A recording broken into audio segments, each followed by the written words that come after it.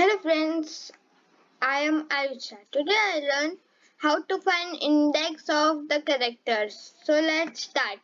My first step is make the string and my string name is A and my characters is Ayush. You can see how to find the index of X S. So I use X dot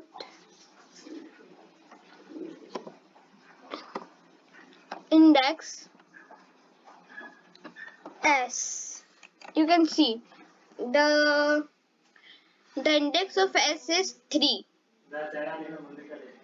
and I can my second example is Y. You can see this index is 1. I my third example is H. You can see this is the H in 4 index. My fourth and you can so and A, you can see this is A's and index is 0. Thank you.